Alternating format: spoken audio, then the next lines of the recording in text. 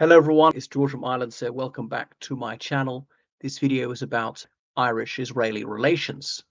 The government of Israel has just announced it will be shuttering its embassy in Dublin, and the reason given is because they claim that Ireland is pursuing an extremely anti-Israeli position, particularly the Irish Republic supporting the claim of genocide against Israel and the arrest warrants against Benjamin Netanyahu, Yoav Galant, and others, saying that Israel has deliberately targeted civilians on many occasions, has withheld humanitarian aid and made it conditional, linked it onto to Palestinians doing certain things, not doing others. No, humanitarian aid is unconditional. You're not allowed to make the shipments of food, medicine, of drinking water flowing through. You're not allowed to make that contingent upon Palestinians doing something or refraining from doing something else, which Israel has repeatedly done, which is against international law, particularly against international humanitarian law. So well over 40,000 Palestinian civilians killed in this conflict. That's a conservative estimate, will be 40,000 Palestinian civilians. Israel itself says that over 70% of those killed are women and children. Over 70%. Given that Hamas almost never uses women in combat, a high majority of those killed are civilians, even by Israel's estimate. And bear in mind, obviously, most Palestinian men are not combatants either. So if you deliberately kill a civilian, knowing him or her to be a civilian, when this is not in furtherance of some legitimate military attack, that is murder. And if there's one enemy fighter in a building and 10 civilians, you mustn't destroy it because you'd be killing so many more civilians than you would enemy combatants, and so forth. The curious thing is that Zionism and Irish nationalism had quite cordial relations if you go back to the early 20th century. Zionism, as we know, emerged in the late 19th century, 1896, Theodor Herzl's book, Der Judenstaat, so that Hungarian journalist who wrote exclusively in German, he wanted to see a Jewish homeland, wasn't quite clear that to be completely independent, could be a province of the Ottoman Empire, or what seemed a pipe dream at the time. But so Irish nationalists wanted home rule for Ireland, and Irish Republicans wanted a complete severance of all the liens that connected Ireland with Great Britain. And eventually, the Republicans they largely achieved their goals, not with regard to Northern Ireland. But then in the 1930s, Zionist terrorists started up their crimes in Palestine against the lawful authority at the time, the British mandatory authorities, and indeed the Palestinian civilian population. There are, of course, Palestinian militants who attacked them. But Haganah and the Stern Gang and others were terrorists, and their people were lauded by Benjamin Netanyahu and his merry mob to this day, carried out which were indubitably terrorist attacks on civilians, racist violence, and indeed taking hostages, killing hostages when the British Army were in uniform, abiding by international humanitarian law, the Geneva Convention, and so forth, in almost all cases.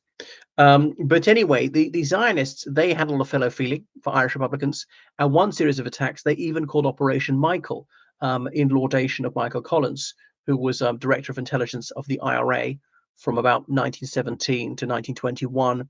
Later, what was he, chairman of the Executive Council of the Provisional Government in Ireland, till he was shot dead by his erstwhile comrades of the IRA on the 22nd of August, 1922.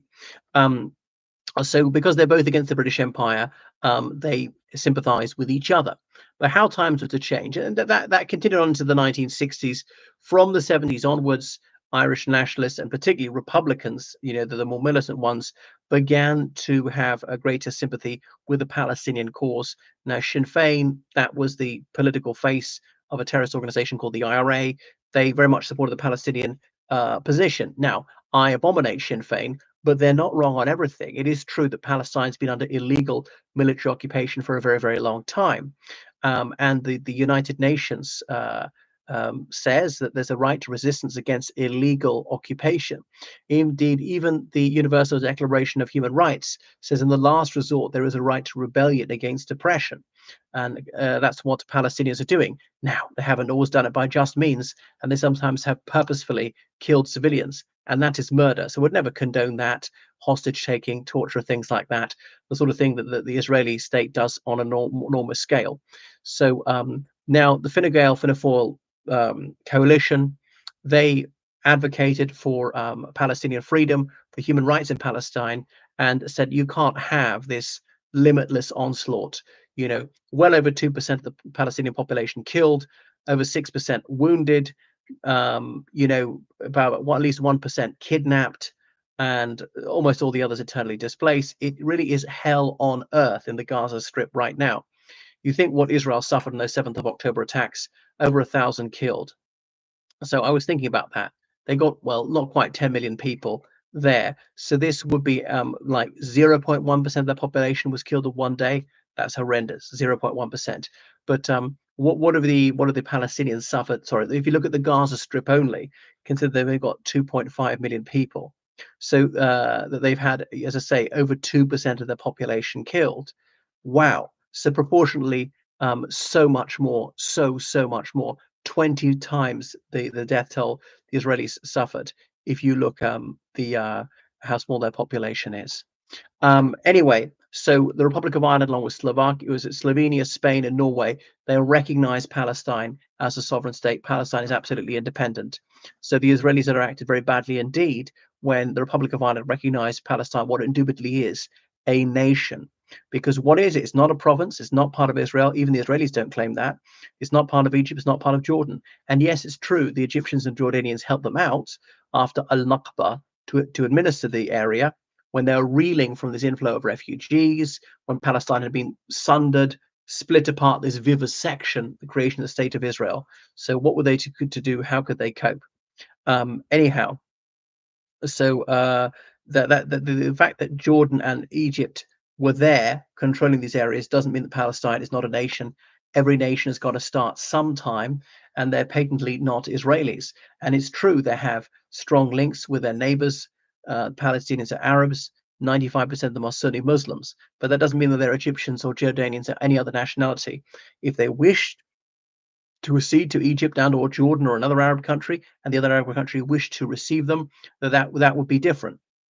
But they don't wish to join another Arab country, nor does another Arab country wish to take them. And it's true, a lot of people of Palestinian descent have fled to Jordan and elsewhere and are often dual citizens, but that doesn't mean that Palestine is not a nation. So Israel's withdrawing all its diplomats. It hasn't expelled the Irish diplomats in Israel. That may happen later. It hasn't actually broken off diplomatic relations, but they are deeply miffed that the Palestinian ambassador is there. So I'm very proud that the Republic of Ireland have been great-hearted, and we've taken some very sick and wounded Palestinian children to give them medical care. And I wish we could be more effective in saving Palestinians who are being slaughtered every single day. And what are they to do? If it was your family under threat, what would you do? I remember Naftali Bennett saying, well, how proportionally would you respond to a missile fired at your child's bedroom? Which is a question far better put to the Palestinians, because it happens to them so much more. And Israel, with its supposed pinpoint accuracy of weapons, always manages to kill so many civilians because it's on purpose. And they're doing it in Lebanon and Syria, dozens of airstrikes a day against Syria. Syria is no threat to them because, you know, the government has collapsed. They haven't really managed to form a government yet. Israel sunk almost all their warships, destroyed most of their planes, their helicopters, their armor, their artillery, and so on. So they may well have an internal civil war. And this new regime has not threatened Israel at all. Israel has invaded again, has stolen even more land, is under illegal occupation of even more of Syria. So it's just beyond comprehension the crimes against international law that Israel gets away with every single day. Now, Israel is not all bad. And yes, the human rights records of its neighbors is often abysmal. You look at Assad's Syria. Right. Thank you for watching my channel. Make sure you subscribe on Patreon, donate on PayPal, georgecallahan79@gmail.com. Goodbye.